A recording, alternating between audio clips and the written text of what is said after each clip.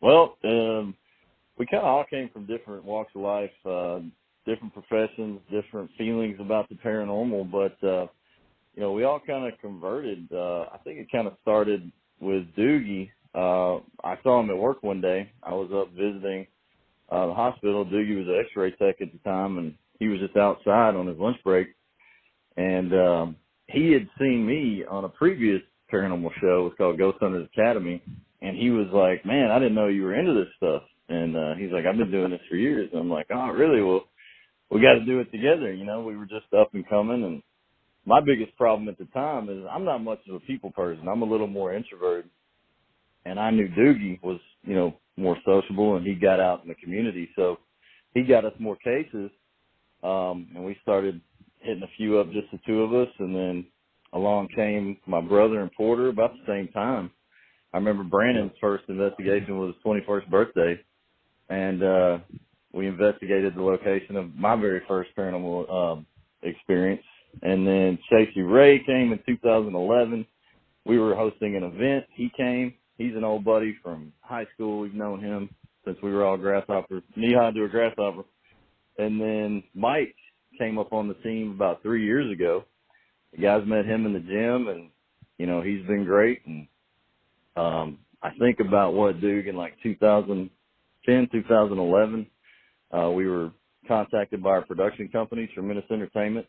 They said, hey, guys, what do you think about doing a non-scripted reality show about what you do?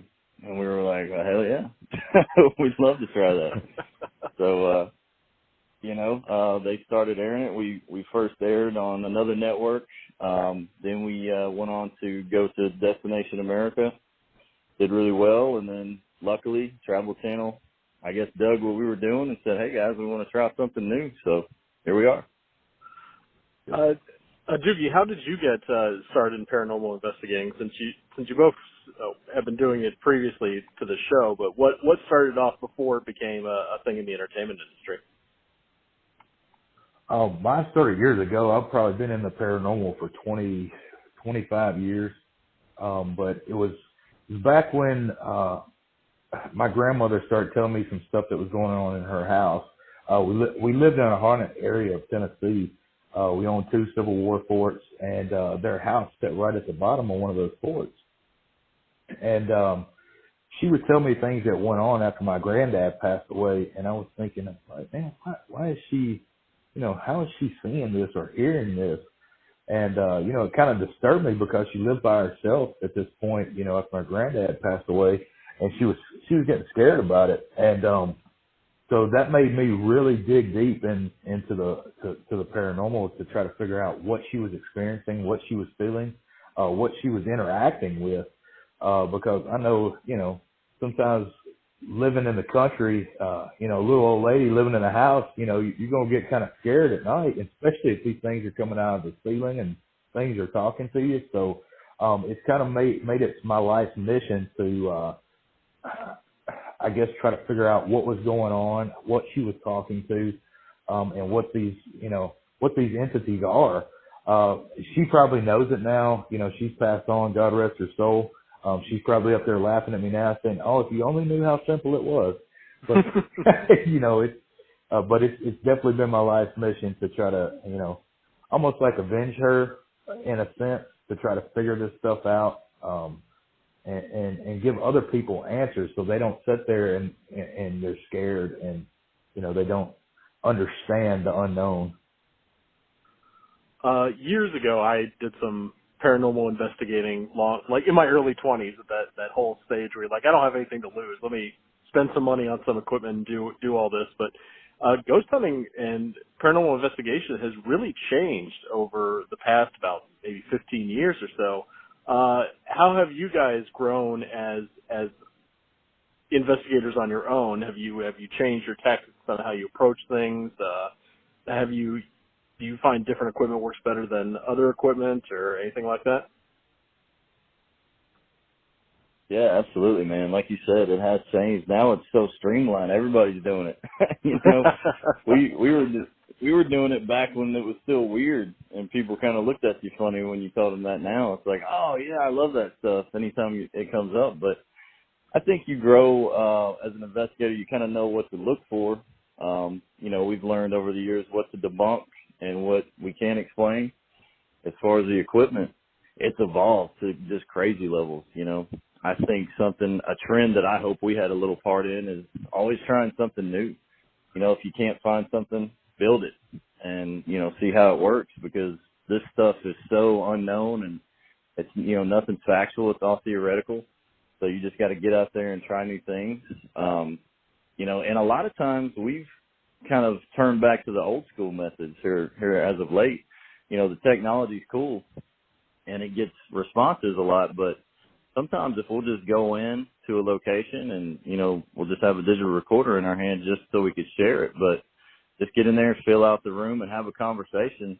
And sometimes they'll just chime in. It's kind of like reverse psychology, kind of leave them alone, kind of hang back in the corner.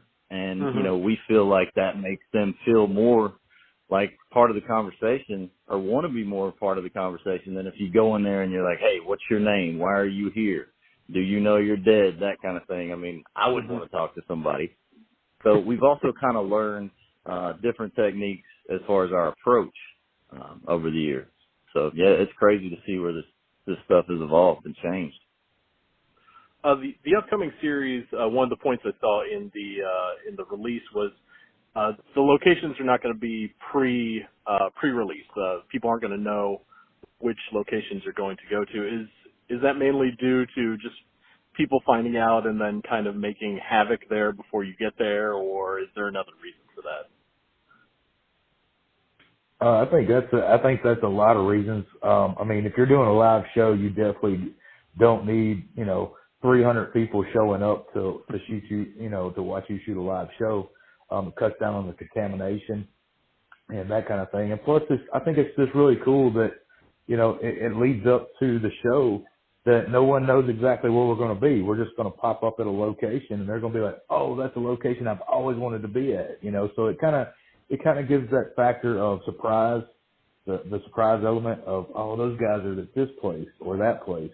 But like I said, the other factor is too, you don't want a whole crowd of people trying to show up while you're trying to investigate the paranormal and try to get a production out during live TV.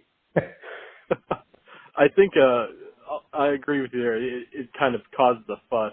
There used to be a cemetery here called Shiloh. It still exists, but it was from the very early settlers of Florida, this part of Central Florida. And once people found out about it, people just started going there in droves. It pretty much ruined the headstones beyond how poorly they were already preserved. So I can understand. Some people just don't understand that even though it is entertainment, you still have to preserve these parts of history, regardless if there's something paranormal there or not. It's still a part of our background. Yeah. We can't just go and trample through graveyards on some chase and then ruin what's there for anyone else that wants to enjoy it. Yeah, man, that's unfortunate, dude. You get that a lot. And, part of our motto is, respect, detect, and collect. Always respect the location and whatever entities may be inhabiting the location.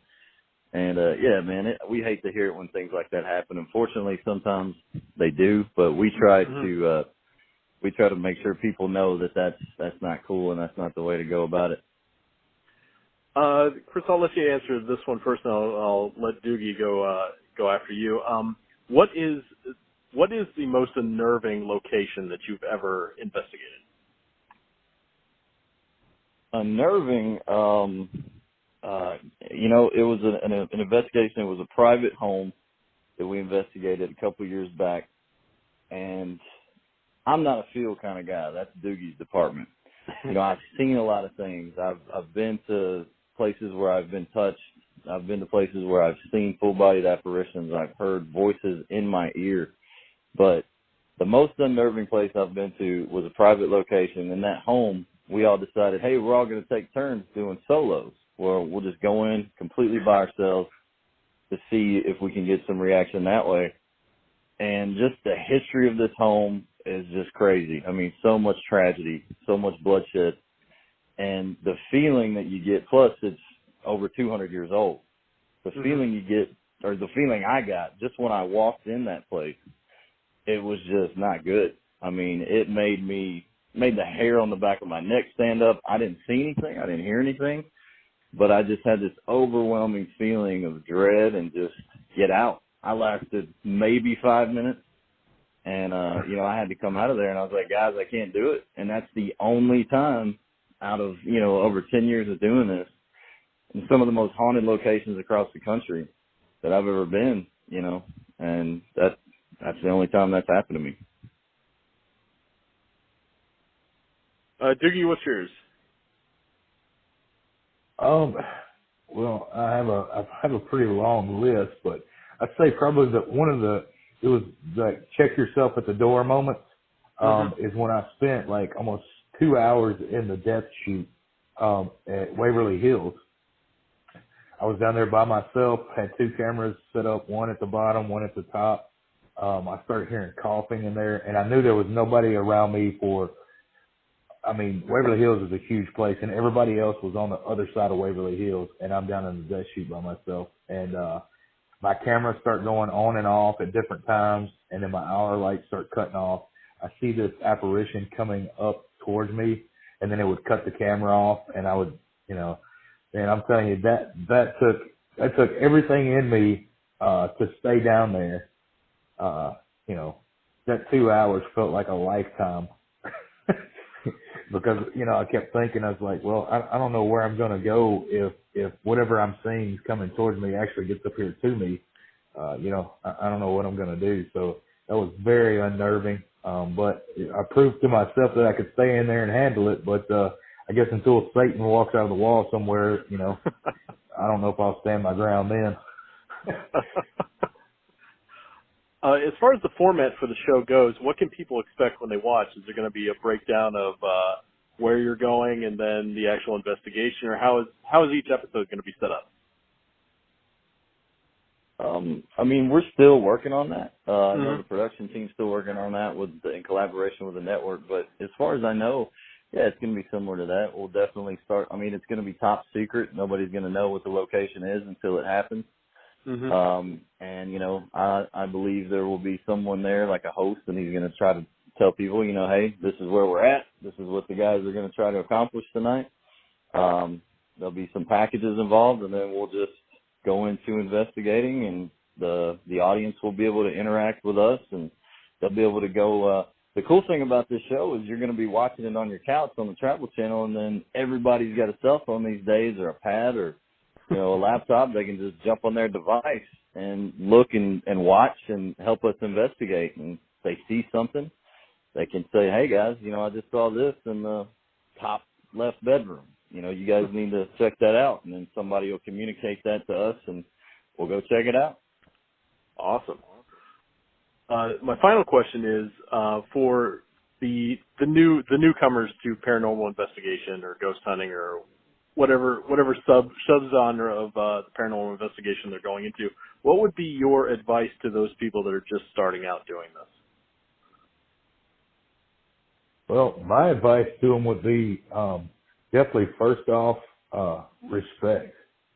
Have respect for, your locations. Have respect for your other teams, because everybody's like, oh, you're doing this wrong. You're doing this. Well, there's no experts in this field. So, who's to say somebody's doing it wrong? Now, if they're burning down somebody's house, yeah, they're doing it wrong. There's something, they got a screw loose.